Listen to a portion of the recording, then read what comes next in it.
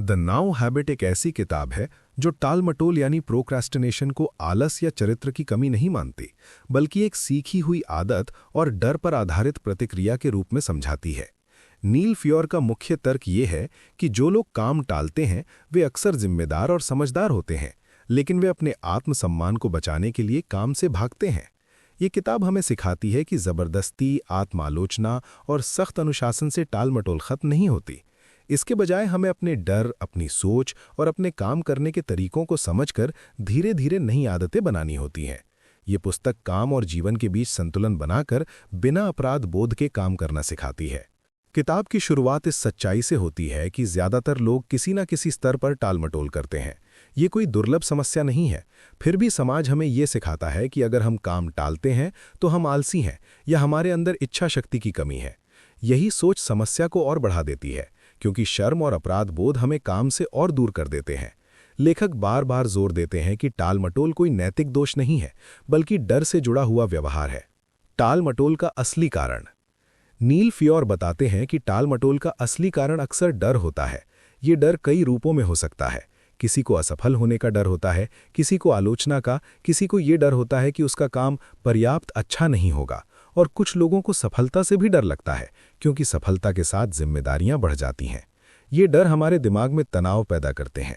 हमारा दिमाग स्वाभाविक रूप से तनाव से बचना चाहता है, इसलिए वो हमें आसान और आरामदायक कामों की ओर खींचता है, जैसे फ़ोन देखना, सोशल मीडिया, टीवी या बेकार के छोटे छोटे काम। जब हम किसी बड़े या महत्वपूर्ण काम के बारे में सोचते हैं तो हम पूरे काम को एक साथ देख लेते हैं। ये काम हमें पहाड़ जैसा लगता है।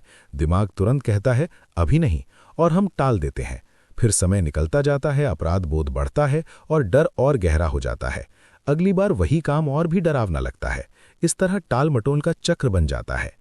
लेखक समझाते हैं कि आत्मालोचना इस चक्र को तोड़ने के बजाय मजबूत करती है।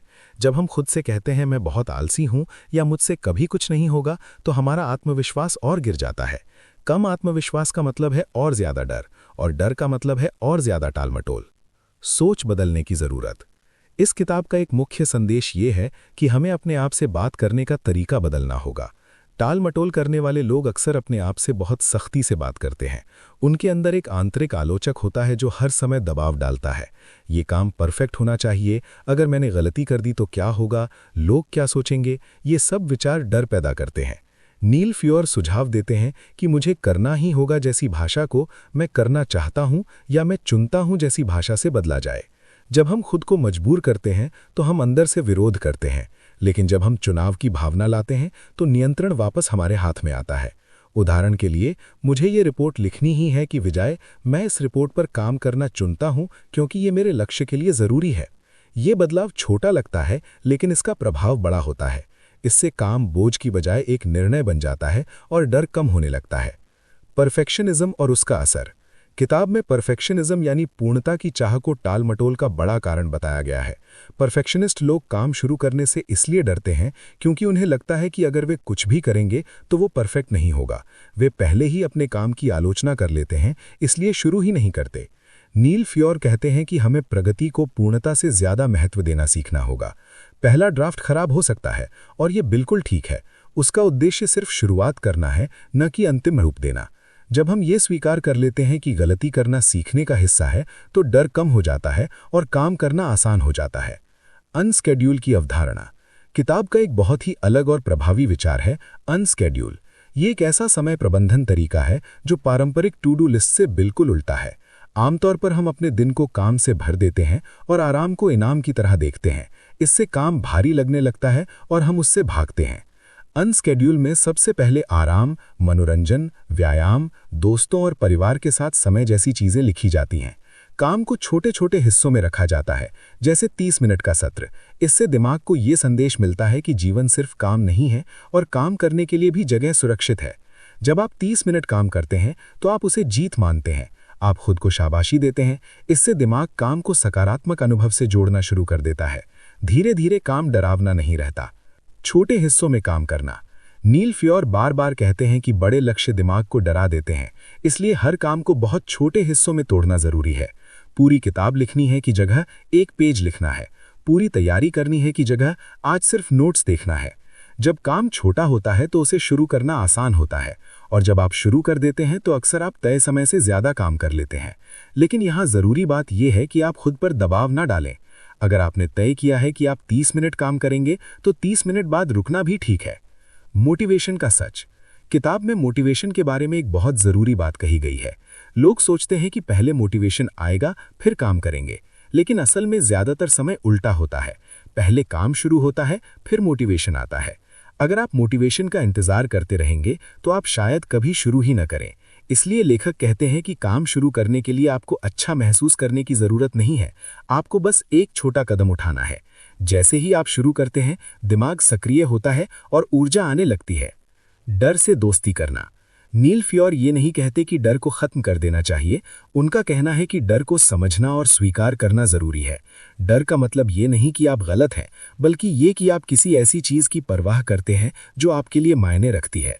जब आप डर को पहचानते हैं और उससे भागने के बजाय उसे देखते हैं तो उसकी शक्ति कम हो जाती है। आप खुद से पूछ सकते हैं, सबसे बुरा क्या हो सकता है?